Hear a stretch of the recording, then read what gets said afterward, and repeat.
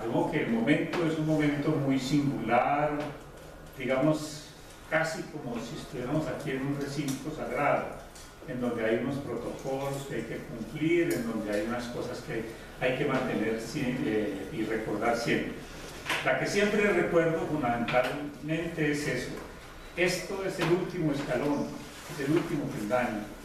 de un proceso que se inició para algunos hace varios años, para algunos los años justos,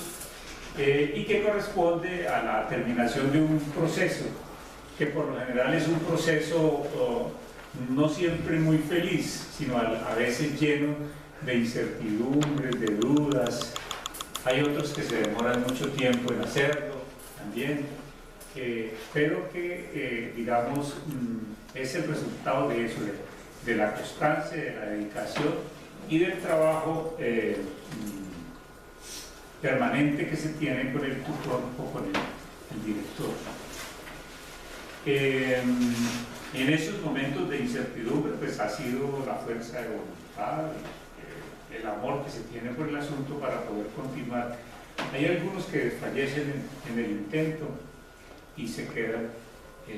pero a quienes siempre les decimos, hombre, ánimo, ánimo, que después de haber pasado 2 años estudiando, muchas veces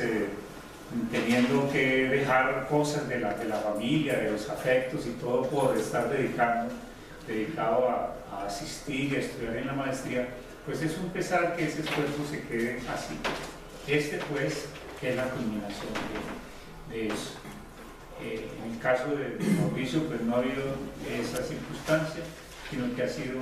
un proceso normal de haber terminado unos estudios, de haberse dedicado muy bien y poder culminar. Mis respetos al profesor Rigoberto Gil, que fue el tutor, el director, y a los profesores Arbeyo Arte Ortúa y Edwin Alonso Vargas, que fueron los lectores. Para los que no están enterados, para poder hacerse la sustentación, el director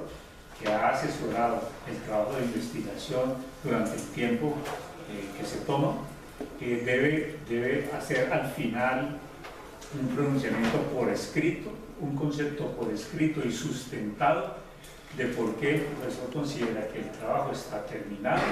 que se cumplieron los propósitos y que por lo tanto él se hace responsable de que los jurados puedan leerlo, para que a su vez los jurados entonces hagan un pronunciamiento, es decir, emitan un concepto. El concepto también nosotros lo exigimos, así lo decimos, tiene que ser un concepto sustentado, no simplemente decir que el trabajo tal cumple con los requisitos formales y de contenido y que ya puede ser sustentado, no, tiene que ser sustentado y en eso exigimos muchísimo para que siempre esté el trabajo. A veces, inclusive a los profesores les decimos, no, ese concepto no es suficiente, por favor, profesor, pronúnciese de una manera más a fondo. No ha sido ese el caso de este trabajo de Mauricio. Y entonces, desde el punto de vista formal, los jurados hacen su pronunciamiento. Si hay objeciones o observaciones de fondo, son remitidas a la dirección remite a su vez al estudiante para que él formule los arreglos, desarrolle las observaciones y luego sí con el visto bueno del director entonces poder llamar a eso que estamos congregados ahora, es decir, al trabajo de sustentación de la tesis, el trabajo de investigación. La sustentación no es la presentación de un resumen de lo que ha sido el trabajo, porque el trabajo ya lo han leído suficientemente los jurados, sino es el de decir cosas fundamentales y esenciales de lo que es el trabajo, que por lo general tiene que ver, bueno, por qué se inicia este trabajo, cómo se realizó, cuáles fueron las fuentes de teórica, cuáles fueron los hallazgos, las dificultades y cuáles fueron como las conclusiones, es decir, los aportes que el trabajo hace con base en la propuesta inicialmente aprobada. El trabajo de sustentación tiene una duración aproximada entre media hora y 45 minutos, tiempo para el cual nosotros pues tenemos una, digamos, una flexibilidad razonable, ¿no es cierto? Después de que el estudiante hace la sustentación,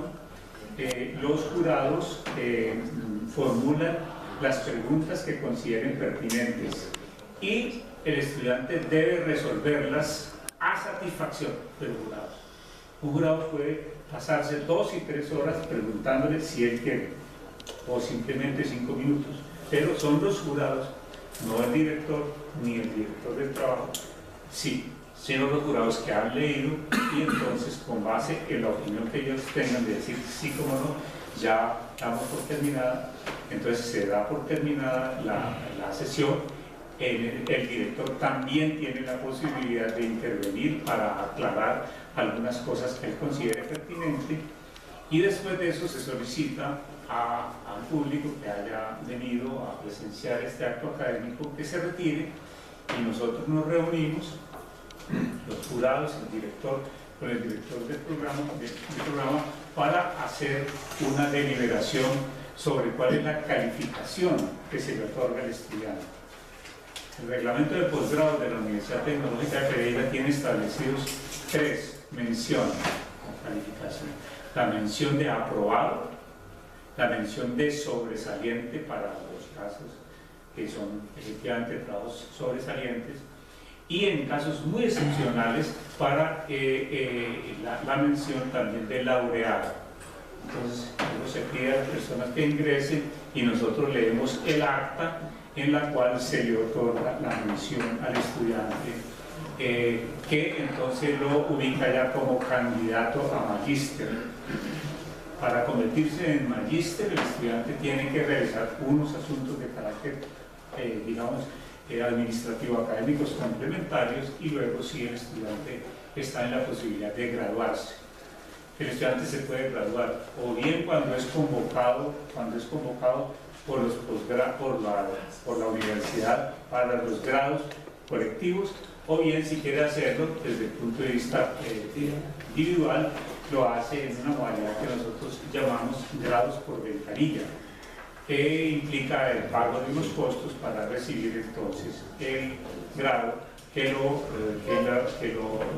va a autorizar para ejercer como maestro, como magíster en literatura. Bueno, esos son los asuntos formales. Entonces vamos a dar comienzo a la sustentación del estudiante Mauricio Ramírez Gómez, del trabajo titulado El creador y su medio, Pereira 1905-1965, una lectura de la obra de Lisímaco Salazar. Tiene la palabra. Bueno, pues en primer lugar, muchas gracias a la maestría, a los jurados, a Rigoberto pues, por todo el acompañamiento durante el proceso, pues a los amigos, a la familia, a los compañeros de la maestría, a don Ricardo y a don Joel, que han sido importantes en este proceso de encontrar a Lisímaco Salazar. El trabajo fundamentalmente tiene un origen y es un proyecto que yo presenté al Instituto Municipal de Cultura y Fomento al Turismo en el año 2012, en el que me propuse hacer un sondeo de publicaciones de Pereira y algunas nacionales, tratando de precisar o de encontrar algunos textos críticos sobre las obras de los autores pereiranos. La inquietud partía fundamentalmente de una reflexión que yo había hecho, y era por qué no encontrábamos que los autores pereiranos aparecían en las antologías o en las historias de la literatura colombiana de manera indiscutible. Es decir, nosotros tenemos autores, pero esos autores generalmente no aparecen a la hora de hacer los panoramas nacionales sobre literatura. Y empecé en el transcurso de esta investigación, pues que llevó a que empezara a rastrear periódicos publicados en Pereira, fundamentalmente en esa primera mitad del siglo XX, que es tal vez un limbo que nosotros tenemos en términos de investigación, y empecé a encontrar una serie de autores y empecé a encontrar también una serie de posibles respuestas para este interrogante que me había planteado. Entonces empezó este trabajo. En desarrollo de ese trabajo también empecé a encontrar que en los periódicos aparecía frecuentemente un personaje que era Lisímaco Salazar, que aparecía muy asiduamente y que además, pues de alguna manera también se mencionaba. No eran reseñas literarias, pero sí se mencionaba y aparecía muy frecuentemente, y empecé a encontrar que en los trabajos que había sobre literatura en la ciudad, que no son muchos, por ejemplo en las historias de la literatura en Pereira, es muy extraño porque lo que hay, las referencias que hay a la literatura son muy pocas, es decir, en los compendios de historia de Pereira, realmente, salvo lo que hizo Ángel Jaramillo, pues no hay,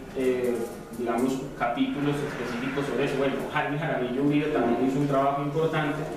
pero también fue un trabajo que se hizo un poco a control remoto. Entonces me empecé a encontrar con la obra de Lisímaco Salazar, y esto llevó a que, pues, digamos, en un ejercicio de minga que se hizo con don Ricardo y don Jorge, que están acá, con la familia Salazar, empezamos un ejercicio de rescatar unos libros. Lisímaco Salazar había publicado en vida solamente este libro, que es Senderos, que es un libro de poesía que publicó cuando recién cumplidos 66 años, ese fue su primer libro. En vida no publicó ninguno otro, y desde entonces pues se lograron publicar pedacitos de historia, con arrestos de bajo, que es su autobiografía, y este libro que se llama Relatos, que recoge algunos cuentos que él escribió. Siguen inéditos 5 tomos exactamente igual a estos, que pues fueron llegando y fueron saliendo a flote con los archivos familiares. Sin embargo, también en ese transcurso aparecieron otros autores. Aquí está, por ejemplo, Julio Cano Montoya, que es tal vez el caso más emblemático que yo me encontré, además de Lisímaco Salazar, y es porque Julio Cano fue, antes de Luis Carlos González, el poeta de Pereira. Es decir, lo consideraban el poeta de Pereira, la ciudad decía que él era el poeta de Pereira, y este señor muere el 16 de diciembre de 1929. Ya la ciudad le había dado el honor de escribir la letra del himno de la ciudad, y este señor se muere y no queda el libro de él. Había unas noticias de que había un libro, pero realmente ese libro es imposible encontrarlo, que hasta el punto de que yo dudo que se haya publicado. Y finalmente en el año 2015, a través de una convocatoria del Instituto de Cultura, se logra publicar esta poesía reunida de Julio Cano, que viene siendo su primer libro después de casi 80 años. Está igual Emilio Correa Uribe con sus crónicas, y Aníbal Arcila, que es otro poeta también emblemático. Esta reseña la hago porque realmente esto lo que empieza, o sea, la reflexión que amplió, además de esta pregunta inicial del trabajo que había iniciado con el Instituto de Cultura, pues era que finalmente había un montón, o hay un montón de obras de escritores pereiranos que están perdidas en los periódicos y en los archivos familiares, y que lo poco que hay publicado de esos autores, sobre todo este periodo de 1905 a 1965, pues resulta siendo fragmentario, y en esa medida pues no resulta justo que uno diga que esos escritores son desdeñables por su calidad, o simplemente porque el tiempo les pasó por encima y entonces no pasó nada con ellos. Porque pues realmente fueron escritores que los libros que alcanzaron a publicar no se publicaron en Pereira, porque en su mayoría los libros no se publicaron en Pereira, tuvieron una escasa recepción, y su circulación pues fue realmente muy precaria. Entonces yo creo que lo que la ciudad debería iniciar, y eso es digamos como un principio de conclusión de este trabajo, lo que la ciudad debería iniciar es un trabajo de investigación y a eso fue lo que yo quise aportar, como de entender qué es lo que ha pasado con el ámbito literario en la ciudad, la circulación, ¿cierto? Es decir, lo que uno podría llamar las instituciones o instancias, podría ser más preciso, para la circulación de la literatura en la ciudad, para poder entender y tratar de recuperar algunos de esas obras que se puedan recuperar todavía y poder entender hasta dónde ha habido un devenir pues, es decir, cuáles son las características de la creación literaria en la ciudad. Entonces, el punto de partida pues, fue efectivamente pensar que el tipo de sociedad que se creó en Pereira pues de alguna manera no favoreció la circulación de los libros.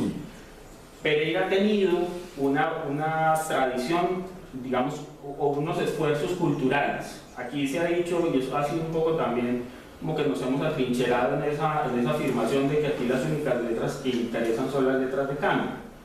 Eso ha sido cierto, pero yo creo que aquí ha habido esfuerzos muy significativos en todas las épocas por sacar adelante todos los temas que tienen que ver con la cultura y específicamente en este caso con la literatura. Lo que sucede es que han sido esfuerzos aislados, es decir, lo que sí parece que no ocurre es que la comunidad considere importante esto.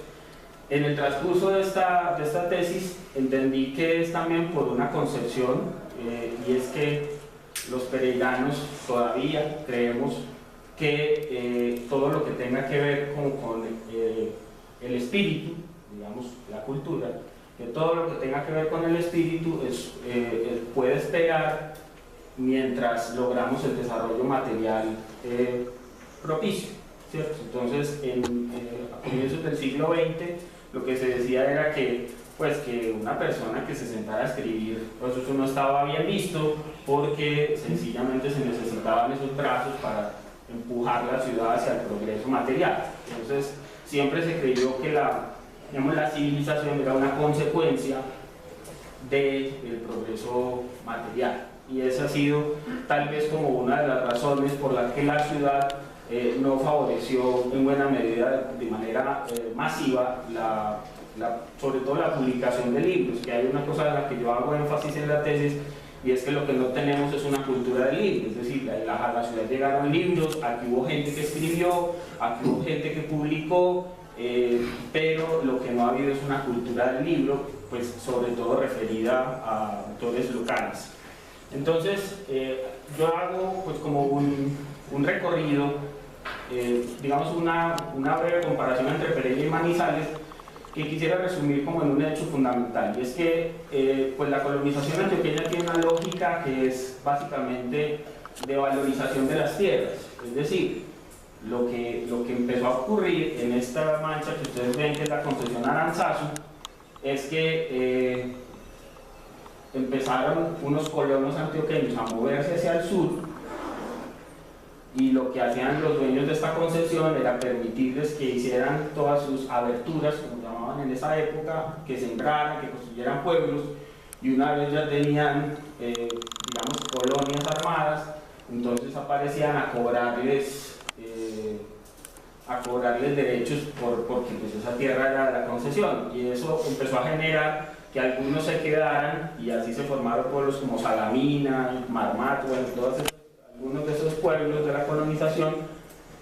y otros empezaron a seguirse moviendo, y unos llegaron por ejemplo a Manizales. Manizales fue como el límite sur de toda esa, digamos, de esa lógica, y en Manizales ocurre pues primero un gran conflicto entre esos colonos, pero también ese conflicto permitió algo que en Pereira no ocurrió, y fue que esta élite, digamos los primeros que llegaron, que se constituyeron en élite,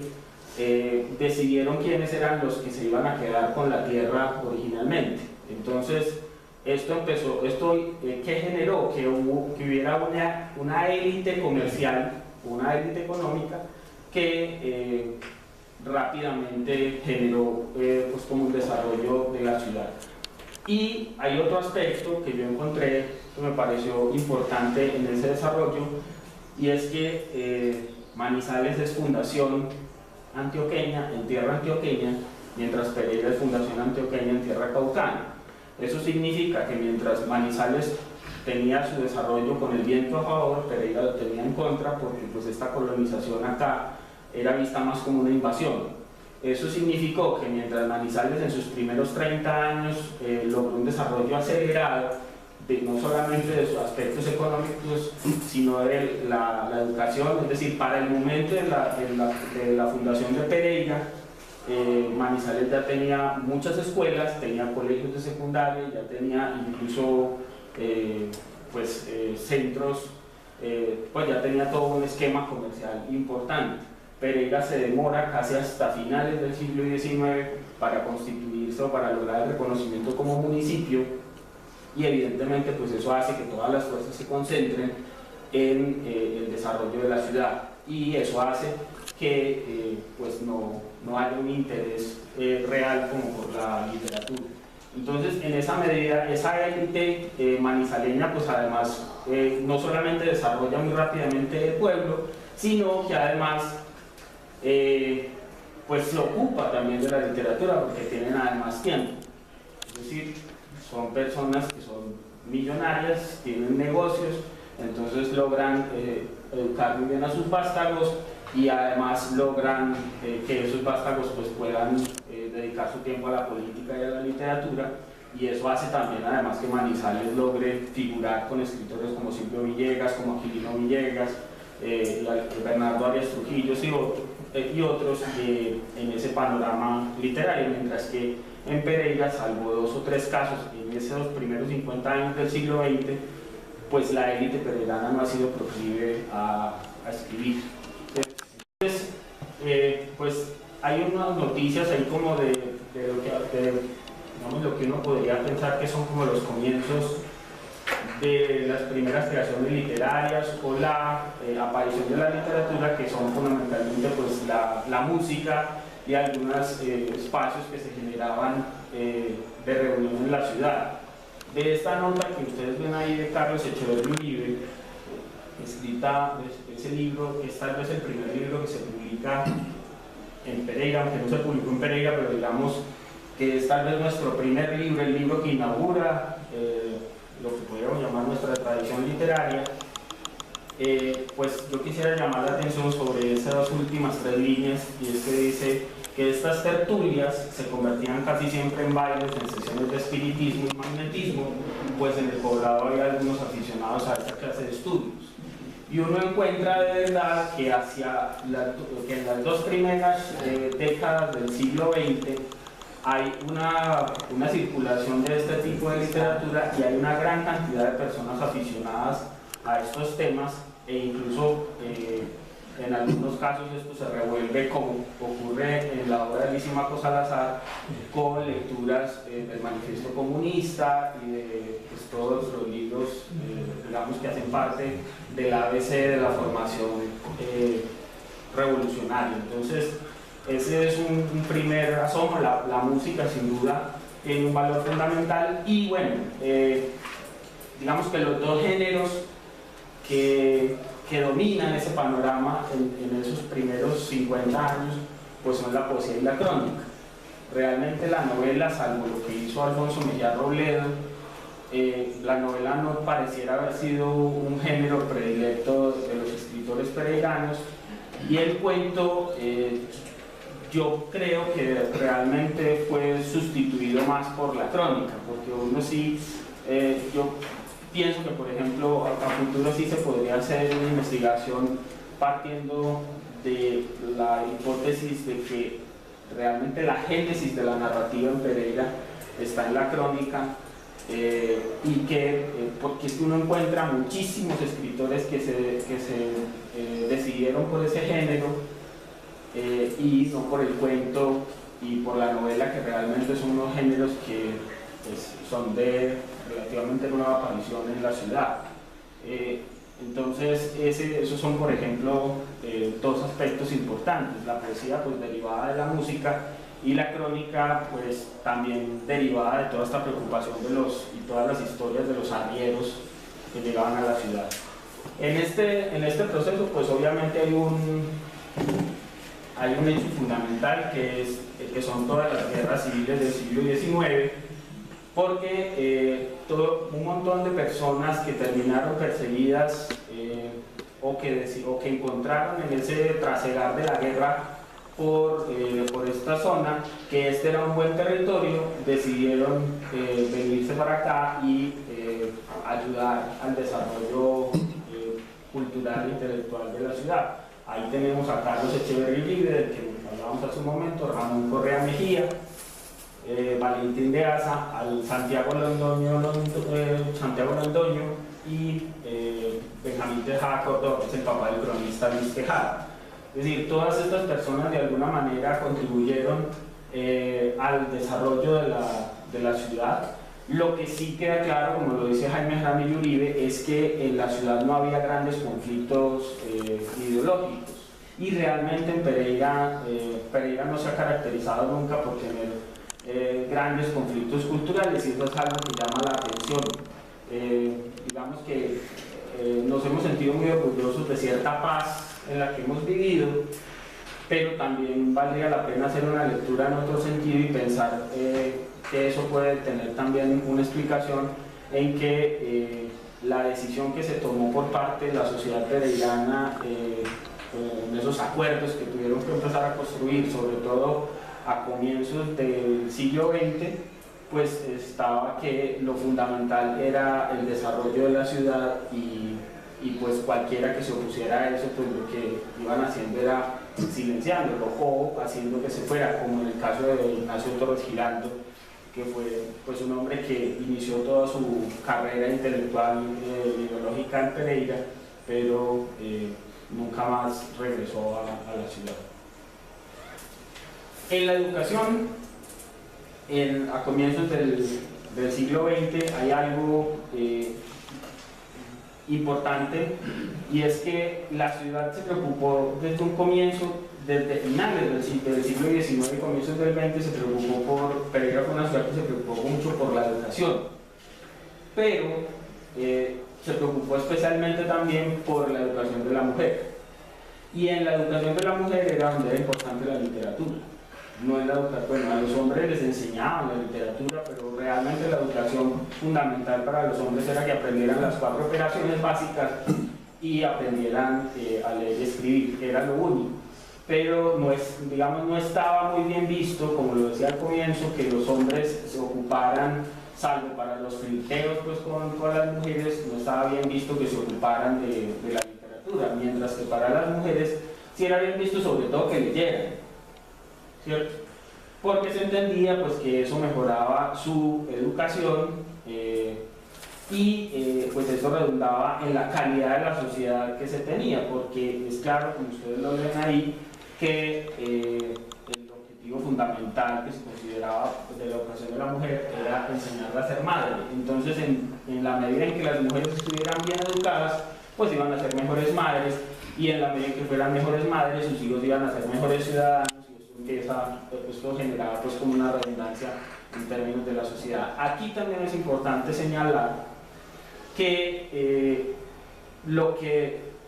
ya la ciudad entendió, pues, y además era una tendencia de todo el país, que la literatura pues era muy importante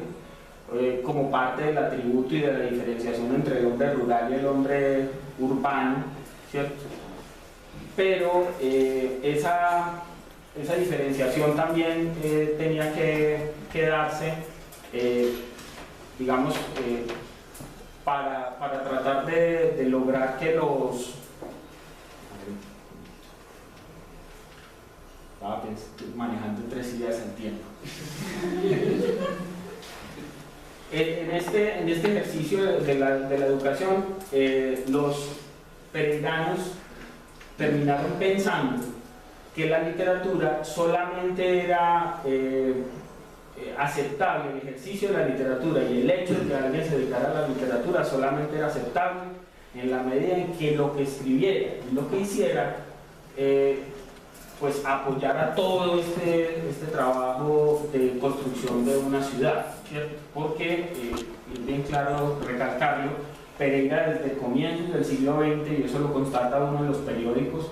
se puso como tarea ser rápidamente una de las principales ciudades del país. Y eso fue un objetivo que se trazó la comunidad, tal vez por eso es que no hubo tantos conflictos ideológicos, porque todos tenían claro que en la medida en que trabajaran por ese único objetivo, pues todos iban a salir ganando independientemente de su ideología. Entonces la literatura empieza desde el ámbito educativo a cumplir un papel importante en términos funcionales, es decir, es para ayudar a construir sociedad. Y de hecho eso es un poco también, eso hizo carrera en el país y un poco todavía tenemos rezagos de eso cuando a un muchachito en el colegio o en la escuela le preguntan cuál fue el mensaje que quiso dejar el autor. Y ese era un poco lo que se tenía claro en ese momento, y era que tenía que haber un mensaje en la literatura. Entonces, digamos, el ámbito educativo pues fue importante en esa circulación de la literatura. En cuanto a la educación también hay algo importante que vale la pena señalar, y es que llama la atención que hacia la década del 40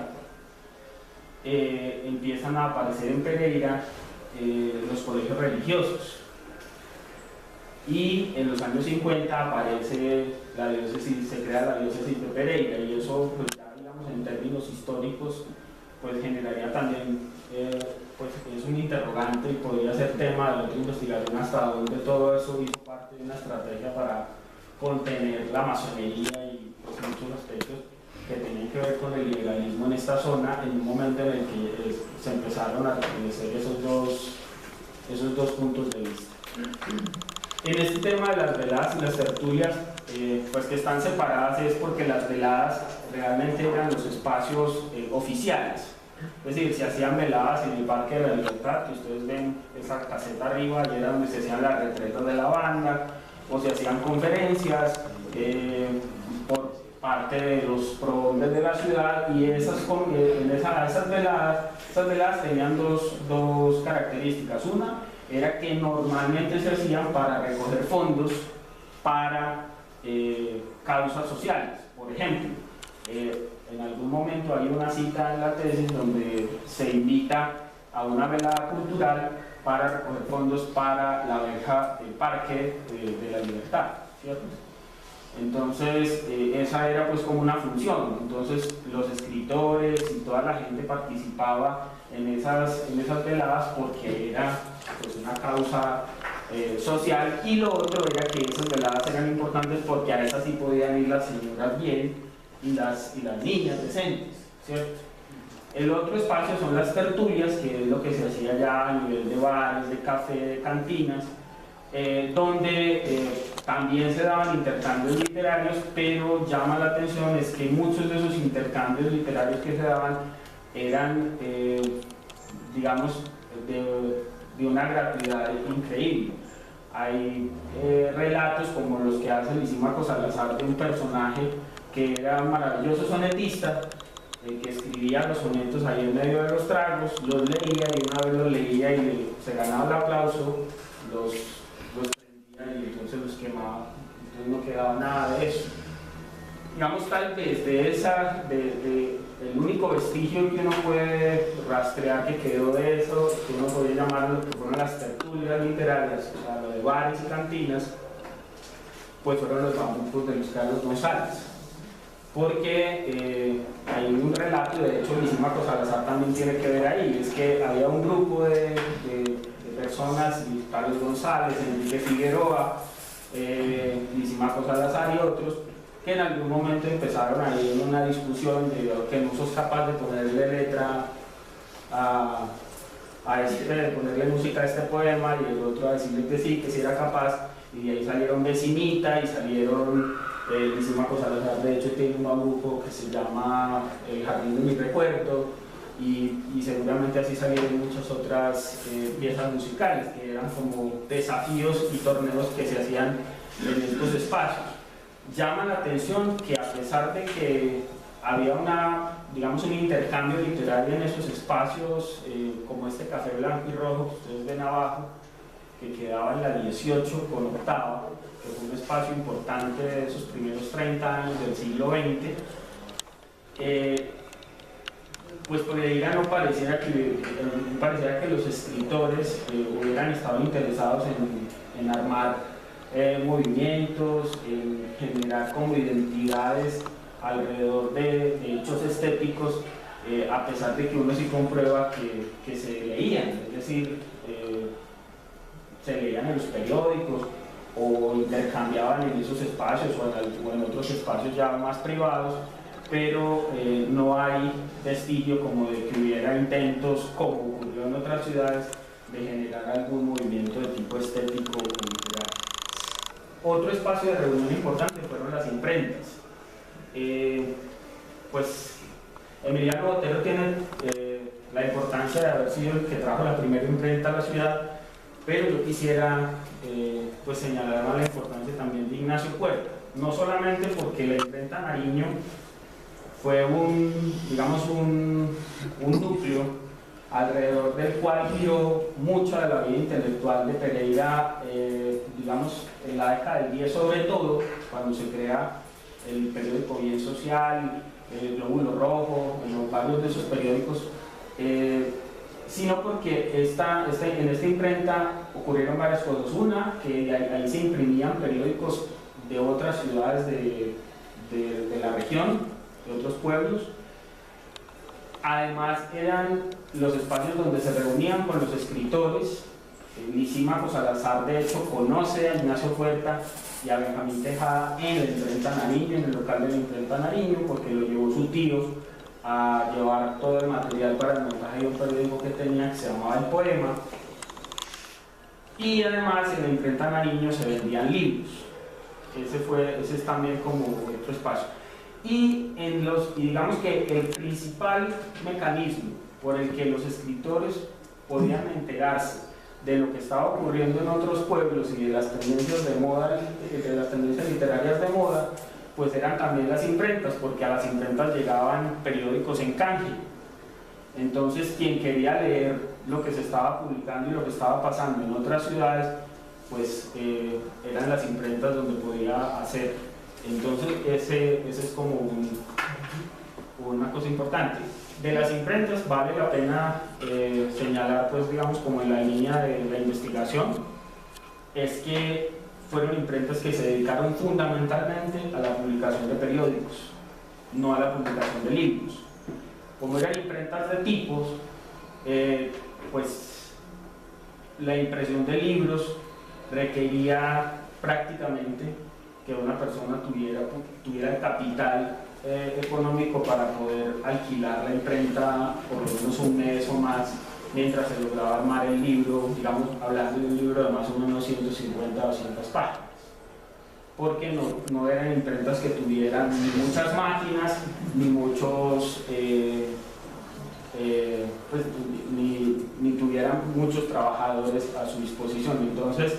digamos que uno va entendiendo también que había unas dificultades económicas derivadas pues, de la situación y del tipo de empresas que se asentaron en la ciudad. Y de hecho, en la imprenta Nariño hay un hecho anecdótico, y es que hacia comienzos de la década del 20 esta imprenta se desmembra. Lisímaco Salazar está trabajando en el diario, en el periódico El Diario, y en ese periódico tiene unas desavenencias con Emilio Correa Uribe, su jefe, y lo llama a alguien y le dice: vea, en Montenegro hay una imprenta, váyase para allá, y la explota. Y resulta que él va y él reconoce una parte, que esa imprenta que le estaban ofreciendo era una parte de una de las máquinas de la imprenta Nariño. Entonces, pues esto también muestra, además porque hay una cosa que también tenemos que tener en cuenta, y es que todas las imprentas que llegaron a Pereira, por lo menos en esos primeros 30, 40 años del siglo XX, fueron imprentas que llegaron de Manizales. Los periódicos pues fueron fundamentales, y digamos que en relación con los periódicos, pues la afirmación categórica que yo tendría para hacer es que los periódicos son estos periódicos y otros, pero estos fundamentalmente que están viendo ahí, pues son la gran antología de la literatura en Pereira, contienen la gran antología de la literatura en Pereira. porque en buena medida los escritores publicaron ahí en sus periódicos, no publicaron el libro, y lo poco que se puede rescatar de algunos de esos escritores, pues a los que los familiares votaron o quemaron sus escritos, pues está en estos periódicos, fundamentalmente en el diario. Y pues claro, los prestigios que había en Pereira, los prestigios literarios que había en Pereira, pues estaban creados a partir de la posibilidad de la gente leer a esos autores en estos periódicos y escucharlos en las tertulias y en las veladas literarias. Esto porque lo menciono, porque Lisímaco Salazar, por ejemplo, es un escritor hoy, en la actualidad, gracias a estos 3 libros que se han publicado, pues es un escritor que ya la gente sabe que existió y que fue importante en su momento, pero realmente hasta el 2013 nadie sabía quién era Lisímaco Salazar en Pereira, pero en su momento en Pereira Lisímaco Salazar fue muy importante. Como fue importante, por ejemplo, Ricardo Sánchez Arenas, que tuvo casi el mismo prestigio de Luis Carlos González, pues eran amigos, y cuando ese señor se murió, la ciudad se conmocionó y hubo grandes honras fúnebres, y todo el mundo sintió que se había muerto, pues, digamos, una especie de cantor de la ciudad, era un cronista, y hoy nadie sabe quién es Ricardo Sánchez, fundamentalmente porque a pesar de un libro que pues lo hemos ido trajinando y lo hemos ido conociendo, pues nadie realmente sabe qué más hizo Ricardo Sánchez. Entonces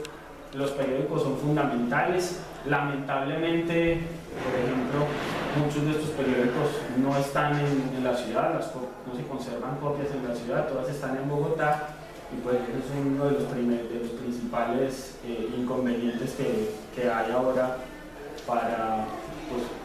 estas investigaciones. Las librerías, como les mencionaba, en las imprentas se empezaron a vender los libros, en las misceláneas hay un primer intento de hacer librería que lo adelanta Alfonso Mejía Robledo, y realmente las librerías son pues un fenómeno ya a partir de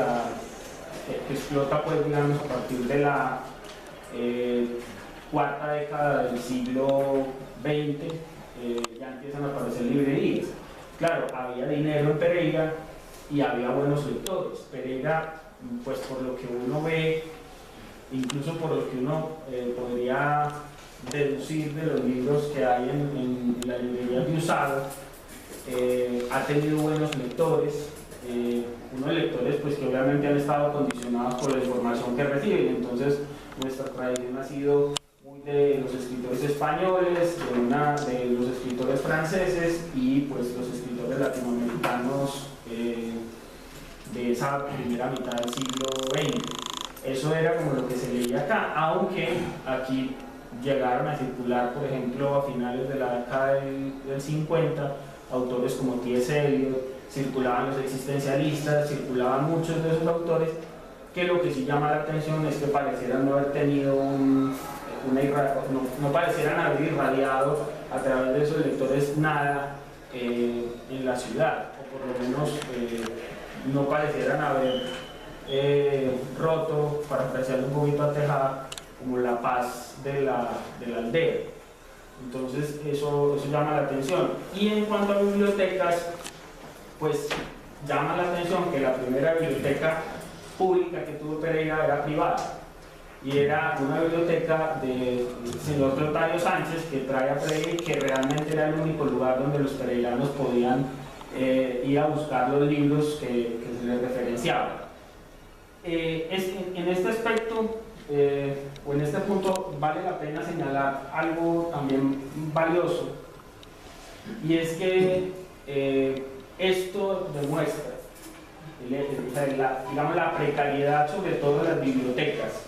entendiendo que no todos los escritores y no todos los lectores tenían la posibilidad de acceder a los libros. Lo que demuestra es que la única posibilidad que tenían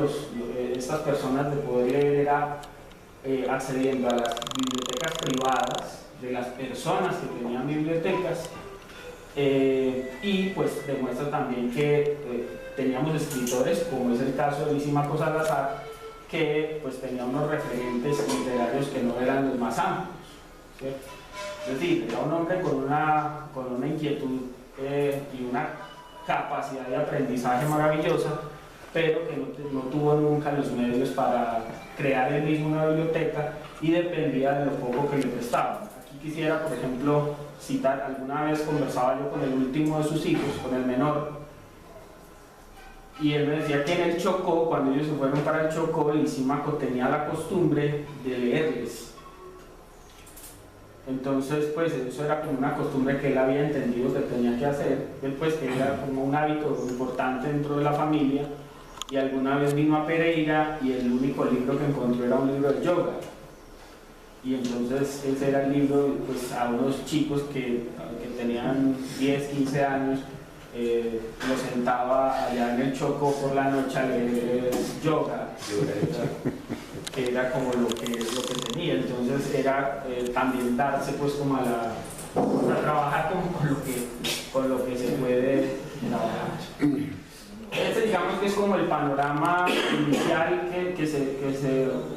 pues, ese panorama de estas instancias lo que me permitió a mí fue entender que realmente la literatura no ha circulado de una manera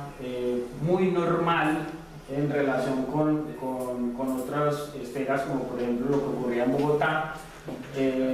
porque pues, la ciudad no favoreció esto ni como negocio, ni como posibilidad de expandir o de mejorar digamos, la calidad de sus ciudadanos. Entonces se hizo como lo mínimo y todos los esfuerzos estuvieron concentrados en el desarrollo material. Entonces, escritores, pues evidentemente, como les mencionaba con los periódicos, hubo muchísimos.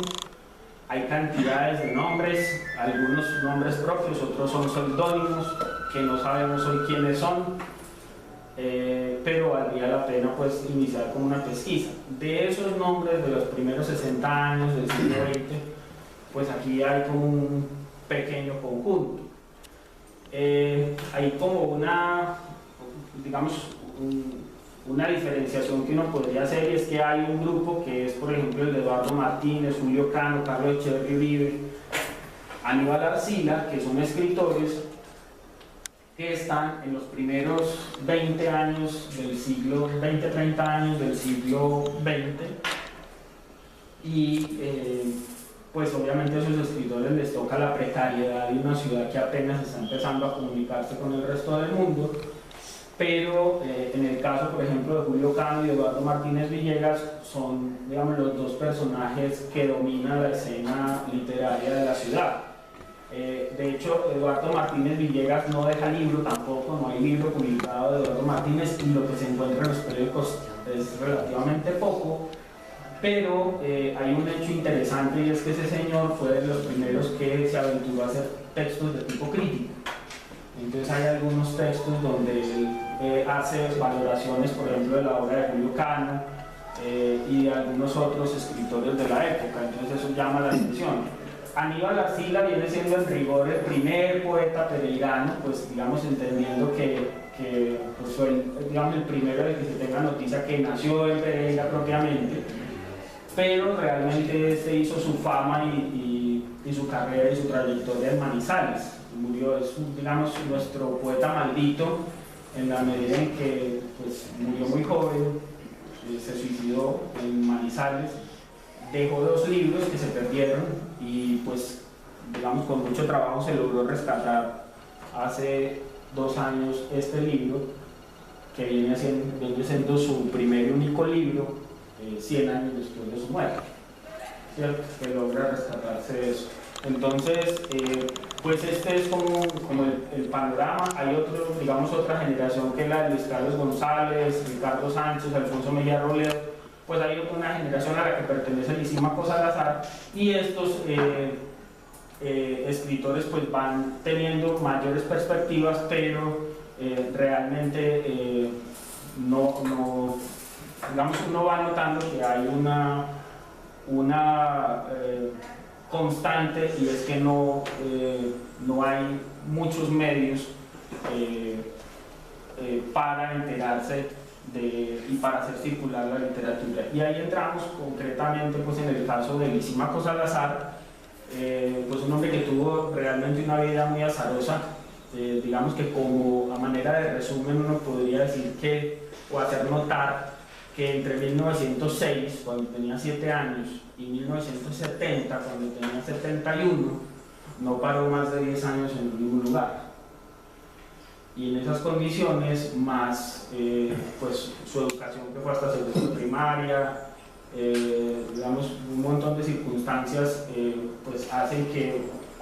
digamos, muy meritorio que haya sido capaz de dejar una obra como por ejemplo este tomo, que es uno de 4 más, de 5 más que hay inéditos de él, pero que otros tantos que se perdieron, pero pues además que haya logrado construir una obra en medio de esta vida tan azarosa, sin una biblioteca, porque realmente no logró armar una gran biblioteca, porque pues con esa movilidad social era muy difícil. Cuando logra publicar su libro Senderos, pues está, digamos, ya bastante entrado en años, ya su momento ha pasado, ya no es el escritor de Pereira, pues el escritor importante que fue entre los años 20 y los años 50,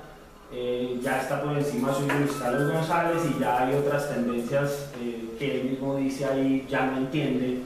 y que pues hacen que resulte un poco anacrónico, y eso termina tal vez afectando su recepción entre los pereiranos. Ya con estos otros libros, que realmente son libros que pues, los que la protagonista es la ciudad de Pereira, pues logra una notoriedad que ojalá pues sirva para llamar la atención de él sobre su obra. Digamos que a modo de conclusión, pues, digamos, he lanzado varias conclusiones del trabajo, pero pues yo creo que lo fundamental y lo llamativo de todo este trabajo es poder entender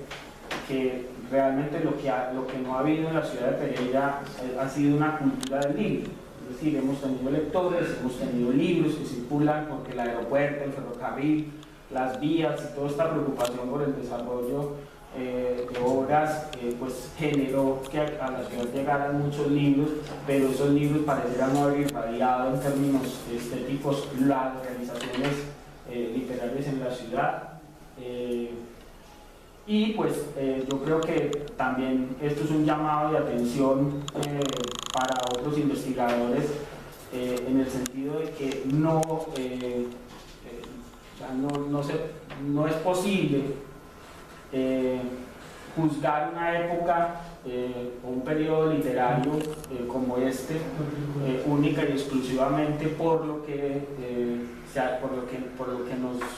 que conocemos, porque realmente las circunstancias demuestran que pues estas personas ni fueron los más disciplinados a la hora de crear, ni hubo las condiciones para poder desarrollar obras. Es decir, que todavía nos toca entender muy bien qué fue lo que pasó en la ciudad y qué obras se pueden rescatar para poder tener una claridad mayor sobre ese aspecto literario de la ciudad. Yo creo que esos son, pues, como a grandes rasgos los hallazgos de esta investigación. Obviamente quedan cosas importantes, pues, como por hacer y por decir, pero pues creo que esto da cuenta de este trabajo de 2 años. Muy bien, muchas gracias, Mauricio. Bueno, ustedes han podido ver, esta es una manifestación académica de una de los aspectos que han interesado mucho a la maestría en literatura, y quizás es como el marcador que nosotros tenemos a nivel nacional, y es que se le apunta al estudio de la literatura regional, de los procesos regionales, hacer visible el estado ahí que hace mención, el silencio invisible,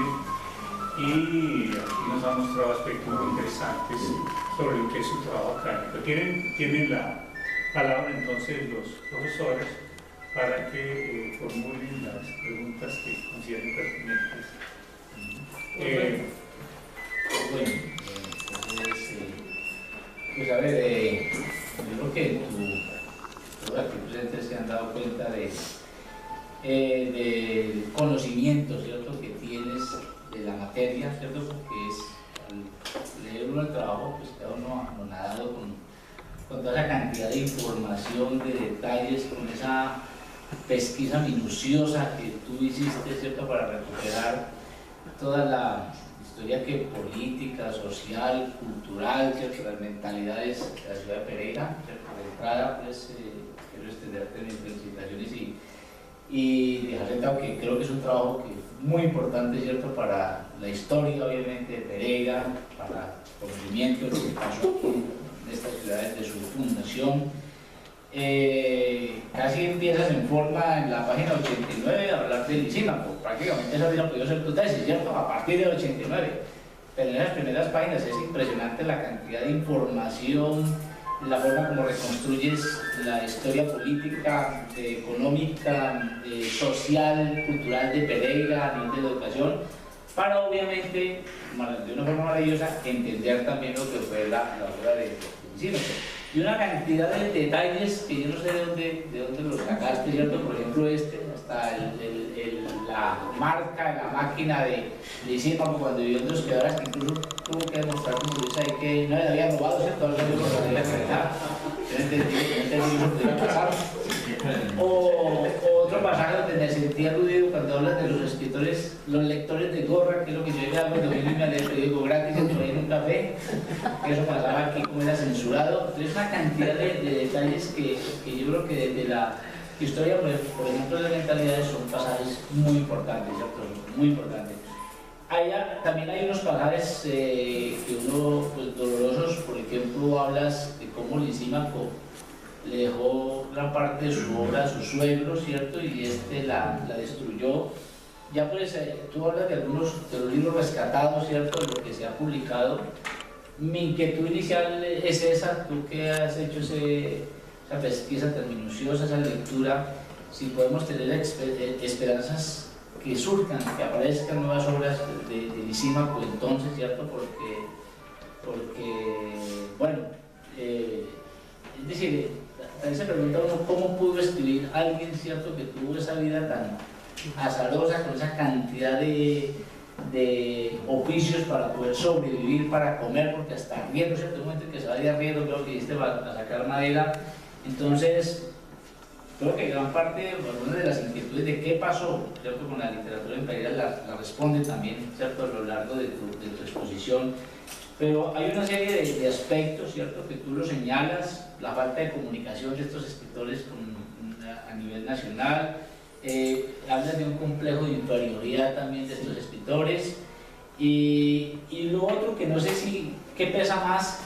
que no hayan sido unos escritores que salieron de la élite económica, ¿cierto?, de la ciudad, o esa élite estaba ocupada en otros asuntos. La semana pasada escuchamos la tesis sobre trabajo sobre los leopardos, ¿cierto? Y es un grupo, pues, de élite, como lo ponía la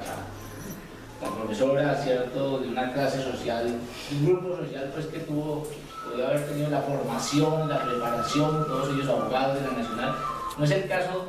no es este caso, no es el caso de Lisímaco, ¿cierto? No es el caso de Lisímaco porque pues esa vida prácticamente tenía que sobrevivir, ¿cierto? Sobrevivir y al mismo tiempo recibir la letra.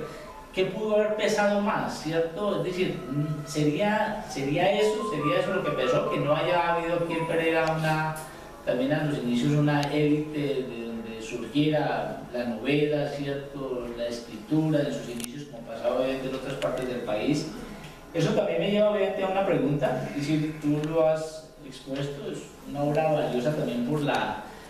situación contextual en la que se produce, pero ¿qué podríamos decir? Yo no sé si ha llegado allá a una valoración estética también, valiosa por toda, me parece a mí, por la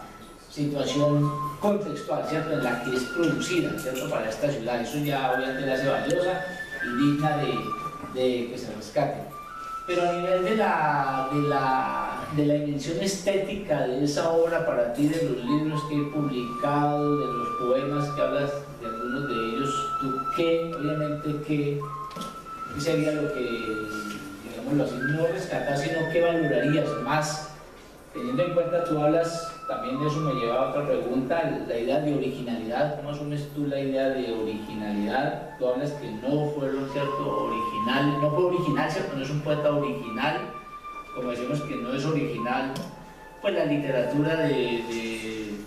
pues podría ser uno de principios de siglo en Colombia, pero ¿cómo entender ese concepto de originalidad? Porque pues dicen que los escritores hayan recorrido en distintas instancias a una influencias foráneas, especialmente la literatura francesa, pero eso no quiere decir que sea originalidad, y de pronto eso fue también lo que pudo haber, ¿cierto?, en este caso faltado.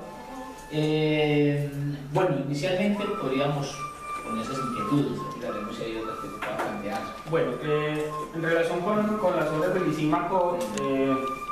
pues ahí ocurrió algo, quisiera pues como pasar un poco por la anécdota, y es que la razón por la que estos dos caballeros están acompañándonos aquí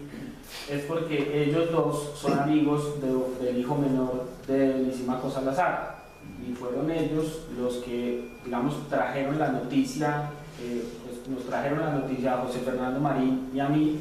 de que existía un libro inédito. Inicialmente era uno solo, que era Pedacitos de Historia, que realmente en rigor no estaba tan inédito porque había sido publicado en la tarde por entregas, y de hecho Rigoberto en sus trabajos lo había mencionado, pues digamos se sabía que existía el libro. Y una vez se publicó este libro apareció la autobiografía, que realmente incluso esto no da cuenta de todo lo que es, porque la autobiografía son 4 tomos exactamente igual a estos, que hubo que hacerles un trabajo de edición muy fuerte para poder dejarlo en un solo tomo. Luego aparecieron estos cuentos, y pues hay otras cosas, es decir, tenemos un volumen de poesía completo, hay unos cuentos que se llaman La Prueba Indirecta, que son unos cuentos policíacos, hay unos poemas muy al estilo de las fototipias de Urbano Cañarte de Luis Carlos González. Hay 2 obras de teatro, incluso hay una pues que es muy loco porque es una obra que él escribió para el centenario de Pereira, y esto era para una cosa, era música, teatro, una cosa casi como operística, pero era impresionante pues como se la soñó. Se llama El Corazón de la Estrella, que además tiene todas unas menciones o unas alusiones mejor esotéricas. Y pues eso obviamente nunca se montó, pues porque además no tenía pues esa recepción, entre otras cosas porque Lisímaco yo creo que también influyó mucho en que fuera conocido, en cierta manera reconocido, pero no promovido, porque Lisímaco hizo parte de todos esos grupos de formación de sindicatos, además él protagonizó en Montenegro pues todo este episodio de las tierras de los colonos de Montenegro, que fue un enfrentamiento directo con las familias y la élite pereirana. Entonces, de hecho uno sí cree que hubo un cierto veto, ¿cierto?, que pudo haber pesado sobre él, pero evidentemente también juega el hecho de que hubiera sido un hombre muy disciplinado para escribir, pero muy indisciplinado para publicar y para poner orden en sus cosas. Lo que él logró, y digamos que uno se sorprende de lo prolífico que es, pero lo que logró fue que más o menos en 1971, cuando logra la jubilación y coincide con el regalo de la máquina Underwood, él se encierra en su casa y son 7 años en los que se dedica a reescribir la autobiografía que se le había perdido y a poner en limpio un montón de textos que él tenía regados aparentemente en un álbum. Y ese, digamos que es como a mí me parece que es como un gesto desesperado de tratar de rescatar y dejar al cuidado de sus hijos esta obra que sus hijos guardaron pareciera sin ninguna esperanza, simplemente porque era un objeto preciado de su papá, porque pues salvo un intento que se hizo con César Augusto López Arias de publicar justo cuando mataron a César Augusto López Arias, pareciera que ahí quedó todo ese ejercicio. Entonces, del Lisímaco evidentemente hay más cosas, pues yo creo que hay posibilidades de publicarlo en la medida en que se mantengan vivos espacios como esa convocatoria de obra inédita de autor fallecido que se creó y pues que está creada ahora en la Secretaría de Cultura. Hace poco se creó esta colección que se llama La Chambrana, pues que pues, digamos podría ser otro escenario, y en la medida en que se abran ese tipo de espacios para recuperar estos escenarios de memoria y no solamente para publicar escritores nuevos, yo creo que debe haber un equilibrio y sobre todo en nuestra ciudad, porque pues aquí hace falta mucho por encontrar. Pues el otro aspecto que usted mencionaba, el de la comunicación, es que pues estos escritores sí se comunicaban entre ellos, muchos incluso tenían amigos en Bogotá, es decir, Ricardo Sánchez era de la tertulia de Luisa Calvo, de Rendón, de un montón de personajes, pero pareciera que su interés no hubiera estado precisamente en explotar eso y en como que si consideraran que lo que estaban haciendo o no tenía valor o sencillamente pues decidieron que iba a ser en otro momento y que no iba a ser por esa vía, porque es el caso de Sixto Mejía, por ejemplo, que es un señor con un bagaje cultural impresionante y del que solamente queda un libro y lo poco que uno puede encontrar en periódicos y revistas, un tipo que llegó incluso a traducir a Rabindranath Tagore y que además pues era de la tertulia de Luis Tejada y del combo de Gabriel López Gómez y Luis Vidales y esto, y nosotros no sabemos nada de ese señor, ¿cierto? Que hizo básicamente su vida en esta ciudad. Entonces se comunicaban, claro,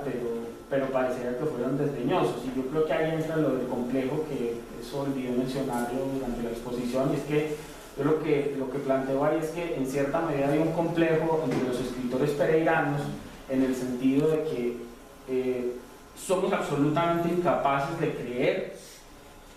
que el vecino, el otro, pueda llegar a ser un gran escritor, o un buen escritor por lo menos, ¿cierto? Pero al mismo tiempo nos enoja el hecho de que no podamos tener reconocimiento. Entonces terminamos pensando que lo bueno solamente lo que viene de afuera, pero nos enerva sobremanera que no tengamos reconocimiento dentro de la comunidad, es decir, no le damos reconocimiento al vecino, pero esperamos que el reconocimiento nos llegue a nosotros y eso mismo piensa el vecino, y entonces terminamos generando un ambiente un poco caníbal, donde realmente no hay tampoco acuerdos sobre la promoción de algunas obras o algunos autores. Yo creo que lo que va siendo importante en la literatura también es que la comunidad, o sea, estoy hablando de los escritores, de los lectores y, bueno, y de las instancias institucionales públicas y privadas que puedan sumar a eso, es que de alguna manera en la medida en que haya un conocimiento pues, amplio de lo que se ha producido literariamente, eso va a llevar a que vayamos pudiendo ponernos de acuerdo sobre qué obras o qué autores son los que la ciudad puede promover. El problema es que Pereira, por esa suerte de canibalismo, nunca se ha preocupado por promover un autor o una obra, por lo menos un libro. Entonces, eso lo han logrado algunos autores, pero por sus propios medios. Es decir, Alba Lucía Ángel es una gran escritora fuera de Pereira, pero en Pereira no la conoce nadie, ¿cierto? Y lo ha logrado pues porque ha logrado entrar en otros circuitos. Nosotros tenemos escritores, yo creo que de valía en esa época y ahora, y no hemos podido ponernos de acuerdo en cómo promocionar, y precisamente porque apenas estamos construyendo una cultura del libro, pues no hemos podido ponernos de acuerdo sobre esos autores, entre otras cosas porque no los conocemos. Un poco el sentido de esta colección que está sacando ahora la Secretaría de Cultura es eso. Son ediciones de 5.000 ejemplares, un poco para tratar de poner a los lectores pereiranos en contacto con esas obras, porque pues ahí llegamos a otro aspecto que es el que usted menciona, que es la valoración estética. Yo sobre el Lisímaco creo que, pues, tengo que decirle que yo no me he leído todo lo que tengo del Lisímaco, digamos, trabajé sobre una buena parte, porque el Lisímaco de todos modos tiene una obra que sí es dispareja, es decir, hay unas obras del Lisímaco que evidentemente están para publicar, otras pues que realmente son más ejercicios literarios, y Lisímaco Salazar pues es un autor que bebe fundamentalmente de toda la tradición española, digamos que llegó del siglo XIX, de los románticos españoles, pero también hay una vertiente que a mí me llama la atención porque es una vertiente que uno también identifica en cierta medida en Luis Carlos González, en Benjamín Baena y en otros, que es la de los poetas, sobre todo del siglo español. Hay influencia pues también en cierta medida del romanticismo latinoamericano, pero digamos ya el modernismo y todo esto ya uno sí nota que él no lo entendía mucho. Entonces, en esa medida Lisímaco es un escritor más o menos anacrónico. Yo creo que realmente el libro fundamental de Lisímaco, y es por el que puede quedar, es la autobiografía, no solamente por las referencias históricas, sino porque es ahí donde uno ve su gran cualidad de narrador. Es increíble la capacidad que tenía para describir ambientes. Hay unos momentos en que uno a Lisímaco lo empieza a leer y luego lo empieza a ver. Logra describir con tal profusión de detalles que usted se le olvida que lo está leyendo y empieza a ver lo que le está contando. Entonces, yo creo que, pues aunque la tesis está referida a Lisímaco, realmente pues ustedes se dieron cuenta que realmente la tesis es más en el antecedente de lo que es la obra de Lisímaco, y ameritaría a futuro ocuparse ya de una manera más precisa sobre la obra de Lisímaco. Y yo creo que ni Lisímaco ni ninguno de esos escritores de la época fueron originales, en el sentido de que los escritores pereiranos no se han caracterizado por ser muy reflexivos frente a su ejercicio literario. Es decir, la crítica literaria, es decir, el ejercicio de reflexionar sobre lo que hace el otro y el ejercicio de reflexionar sobre lo que yo hago como escritor, son dos ejercicios que deben ir de la mano y que no tienen digamos otro valor, sino el poder de reflexionar sobre el lenguaje y sobre la realidad, ¿cierto? Es decir, lo que yo estoy haciendo y para qué lo estoy haciendo. Y uno lo que sí ve en estos escritores es que hay dos cosas. Uno es que, pues como no se tienen confianza por ese complejo, digamos que su máxima aspiración era poder ser como los maestros, ¿cierto? Era imitar perfectamente a los maestros. Y lo otro es que, ellos no están convencidos de que esas obras tengan ningún valor, y pues eso los deja a medio camino hacia ese ejercicio de reflexionar sobre sus propias obras.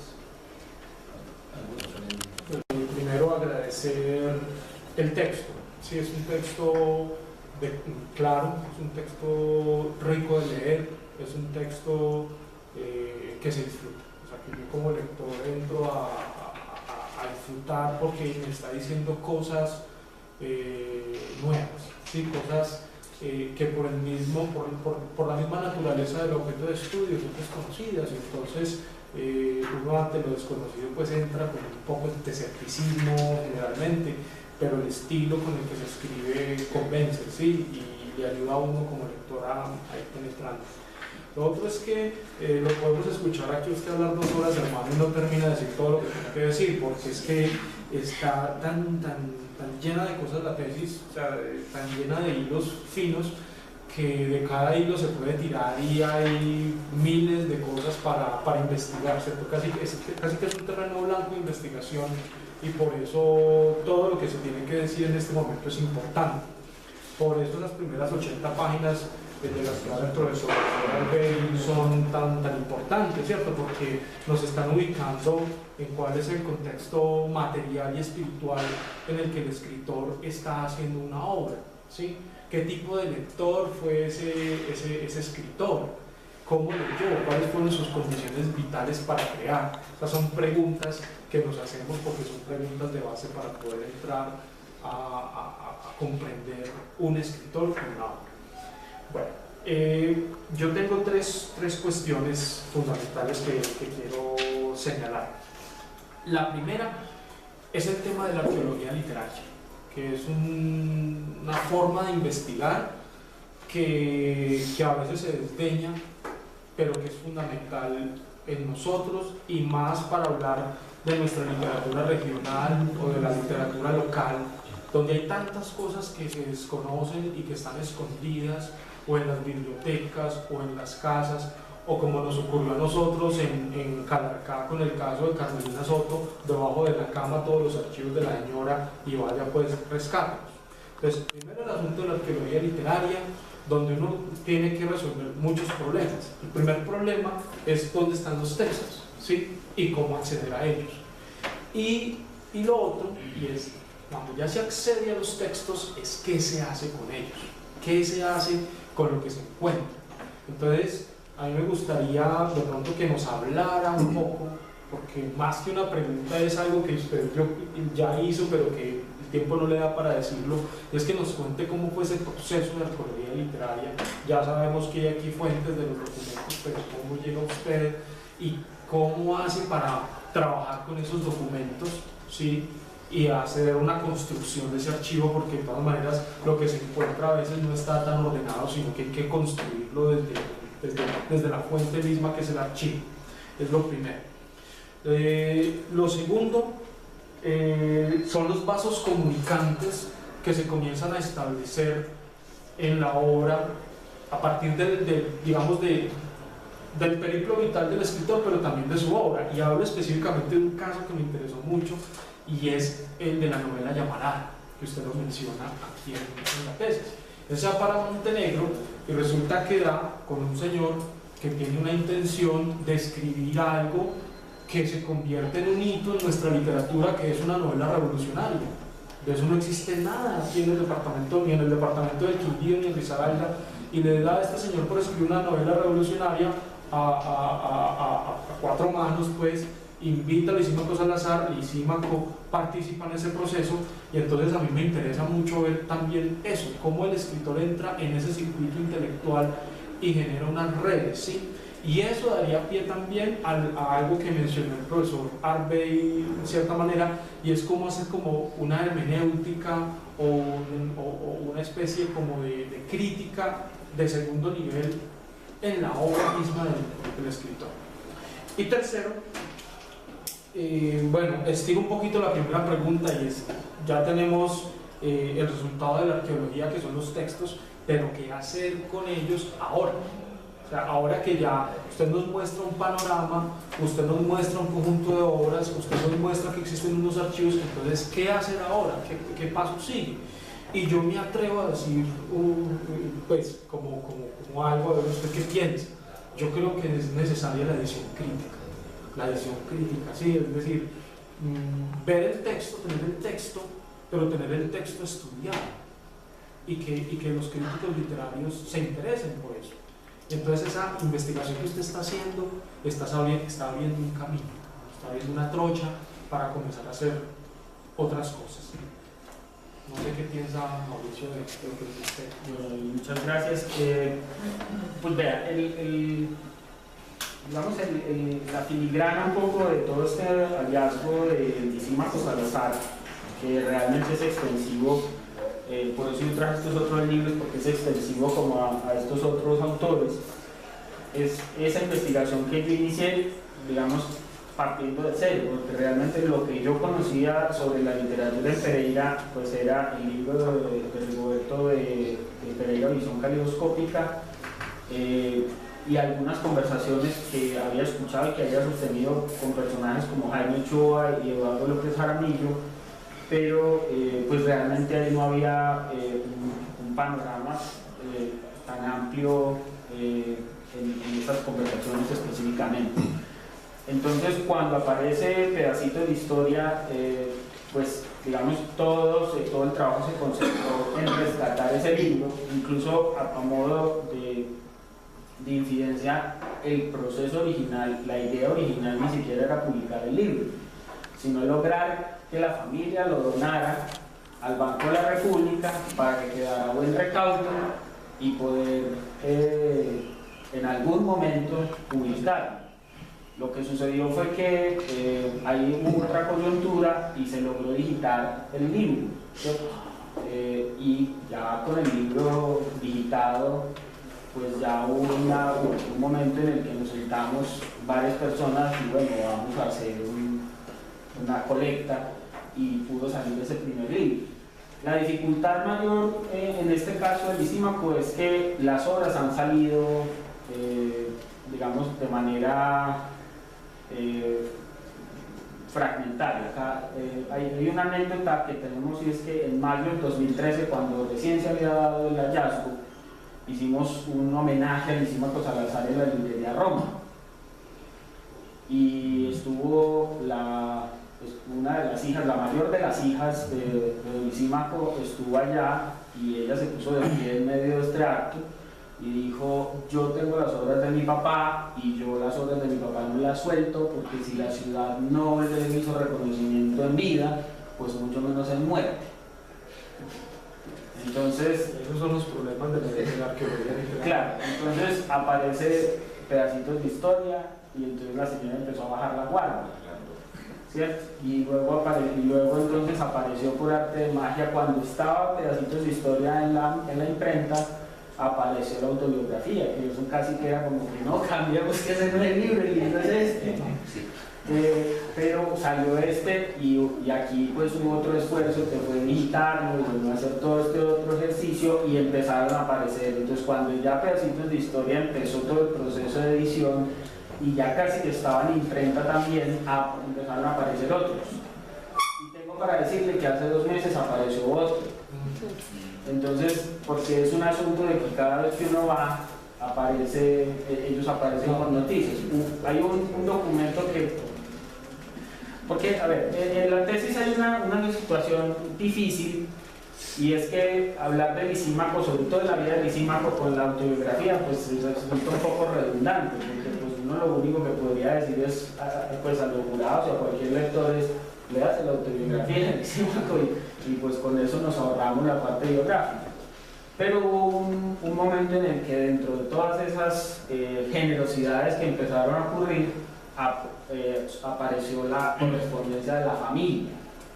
ni siquiera del Lisímaco, sino de la familia, que es pues permitirle a uno que entre a conocer todos los secretos de una familia. Y esto fue importantísimo, tuvo que hacer un trabajo, porque eso está encuadernado en un tomo exactamente igual a este, pero están en desorden. Entonces lo primero fue escanear todo,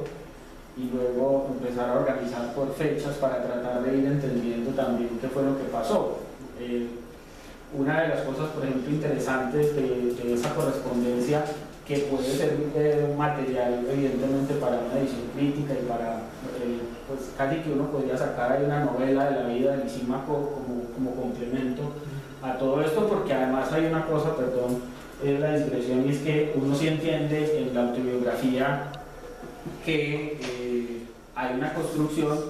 de la vida, pensando que esto lo van a leer los hijos, los nietos. Entonces hay unas omisiones claras. La más evidente de todas es que hasta el tercer tomo, hasta el libro tercero,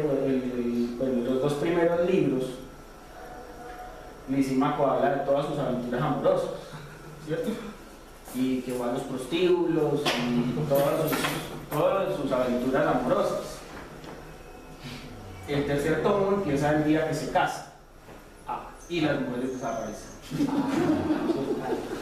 Las mujeres desaparecen completamente del libro, pero pues ya uno en las conversaciones familiares y en las entrevistas empieza a darse cuenta que no desaparecieron, las desapareció. Entonces son ese tipo de cosas que se han reconstruido también con base en las entrevistas, cosas que él no cuenta y uno entiende por qué, pero pues esas digamos que son como las dificultades que se han ido generando. Yo creo que sí hay que pensar en una edición crítica de Lisímaco, pero pues digamos uno pensaría que esta edición debería ser sobre Arrestos de Guapo. Sin embargo, también vale la pena pensar en un libro como Senderos, que fue su único libro publicado en vida y que tiene algunos ecos ahí en cartas y bueno, en algunos textos que se encuentran en periódicos y que podrían servir también para entender las concepciones estéticas de un escritor hecho por sus propios medios en un escenario como el de Pereira. Entonces, ese es como un tema pues que habrá que pensar a futuro con esto. Pues yo lo que creo es que el esfuerzo ahora con esto que hay, pues con lo que he publicado, pues digamos ya eso se salvó. Hay que tratar es de por lo menos pensar en la publicación de al menos 2 libros más de Lisímaco. Yo creo que para dar cuenta como de su actividad, que son, yo creo que hay 2 o 3 libros que podrían ser importantes. De hecho la familia tiene la intención de reeditar Senderos. Vamos a ver si es posible hacer esa tarea. Y además pues que estamos hablando de una familia que tampoco es adinerada, ¿no? Pues, o sea, esta gente está sumando con lo que tiene. Y lo tercero es que lo de Llamarada, pues Llamarada realmente me costó mucho trabajo encontrarla. Es una novela muy rara, porque pues además es que está alimentada de todo ese envionazo que se vino con todo el episodio de las tierras en Montenegro y toda esta pelea revolucionaria, y pues que además seguramente también era el sentimiento gratificante de haber ganado esa pelea de los colonos, pero es también el inicio de lo indisciplinado que fue Lisímaco con su propia obra, porque él arranca escribiendo esa novela a 4 manos, mete la oración por los desposeídos, que es, digamos, es el motivo de orgullo de la novela, y finalmente le dice a Luis Carlos Flores: no, vea, siga usted con eso, que además Luis Carlos Flores y estos otros personajes que además también todos tienen como una misma característica, y es que fueron pues no solamente muy amigos, sino que las puercas en las que se metieron eran tremendas, y esto también los dispersó un poco o sea, la cosa política y la cosa, digamos, lo que yo digo ahí, la dipsomanía, pues por manejarlo, pero realmente es que esta cosa del alcohol y la política y la tendencia de unos empleos que no eran muy bien remunerados, pues fueron 3 cosas que sin duda dispersaron muchísimo las energías creativas de sus personajes, a pesar de que uno ve que fueron prolíficos, pero entonces pareciera que no hay un interés. Yo digo, esta dipsomanía y todo esto termina afectando es la capacidad de apropiarse de esas obras y ponerlas en circulación, y fue lo que pasó en cierta medida con Llamarada. Es decir, Llamarada es un fenómeno de un escritor que da un paso adelante y después por simple desidia bota una posibilidad y le deja a Luis Carlos Flores, su gran amigo, digamos, ese honor de además haber tenido una mención pues en Chile en un concurso literario, y dejar esa novela que entiendo que ahora hay un interés por reeditar. Muy bien, creo que hemos tenido una gran sesión aquí de sustentación, de presentación de un trabajo interesantísimo que, revisando ahora el título precisamente y retomando lo que decía el profesor Aleciera, yo desconozco el trabajo que el solo nombre, el solo título del creador y su medio, Pereira, entre los años 1905 y 1965, es de por sí ya una aproximación perfectamente válida para los trabajos literarios, porque nosotros estudiamos también los procesos literarios, los procesos culturales que generan un tipo de obra. Y también, refiriéndonos al título mismo, es una lectura de la obra de Encina. Pareciera que Mauricio quiere escribir o quiere hacer su trabajo también como por entrega, ¿no es cierto? Es el primer tomo, es una lectura, y el segundo tomo puede ser una aproximación a la valoración crítica de la obra de Encina, y el tercer tomo, estudio crítico final de Encina. Si es así, bienvenido sea para la literatura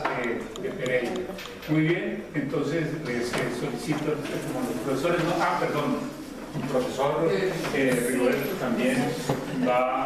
puede referirse, imagino que lo va a hacer, a lo que ha sido el trabajo y la experiencia misma de esta sustentación. No, gracias maestro. No, yo lo único que quiero, digamos, subrayar o manifestar es que pues este es un trabajo de mucho esfuerzo hecho por Mauricio durante mucho tiempo, pero sobre todo hecho con un rigor que ya le es característico. Es decir, frente a Mauricio no estamos frente a alguien que apenas empieza a producir un trabajo ensayístico o literario, sino que ya tiene una trayectoria muy importante. Y yo quiero recordar hoy, por ejemplo, ese aporte suyo, además muy temprano en Colombia, sobre Gaitán Durán, que publicó la Universidad de Antioquia, que sigue siendo un trabajo emblemático, de modo que a mí no me asombró encontrar este trabajo tan denso, tan profundo, y para mí fue, por supuesto, un placer acompañarlo, sobre todo estar muy cerca de sus miradas y de sus pesquisas, porque además este es un trabajo, como lo han dicho los jurados Edwin y Arbey, es un trabajo de arqueología literaria y muy grande, por lo tanto es un gran aporte, es lo que yo siento, es un gran aporte. A pesar de la queja con la que empieza Mauricio al preguntarse qué pasa con la literatura en Pereira, el trabajo mismo de Mauricio demuestra que hemos avanzado mucho, porque es que este es un trabajo, digamos, que condensa una serie de esfuerzos anteriores. Él lo deja muy claro en su tesis, y ese esfuerzo él simplemente lo suma, continúa ese esfuerzo, profundiza más ese esfuerzo, y este es el derivado de ese trabajo. Entonces creo que este es un momento muy importante para la ciudad. Este trabajo muestra eso, una madurez intelectual, un ejercicio de necesidad de recuperación de documentos, de archivos. Este es un trabajo, como lo decía Arbey, muy fino en esto de ir al documento, de rescatarlo. Me parece que eso tiene un esfuerzo muy grande, y es lo que finalmente se valora en el tiempo. De modo que, como lo decía yo cuando hablábamos Mauricio y yo en los diálogos que sosteníamos sobre la base de este trabajo, pues casi que a partir de este trabajo lo que se vaya a hacer de recuperación de la memoria literaria de la ciudad, el trabajo de Mauricio es de obligatoria lectura. Quien no pase por ahí está perdiendo el año de entrada, porque justamente pone una cota demasiado alta en esto de decirle al lector y sobre todo al investigador de una manera fina, de una manera muy precisa, en un estilo que es muy particular en Mauricio, que es un estilo muy moderado, muy ponderado. Es decirle, aquí están estos documentos, aquí están estos archivos, si usted quiere puede ir allá, o simplemente pues lea lo que yo interpreto de esos archivos. De modo que ese es un trabajo que en ese sentido, pues a mí particularmente me enorgullece haber podido acompañarlo, estar ahí como tan cerca de esa labor tan minuciosa de una persona como Mauricio, que el trabajo de investigación literaria es demasiado silencioso, pero muy potente en cuanto a lo que produce. De modo que, por mi lado, simplemente felicitaciones más por ese trabajo. Bien.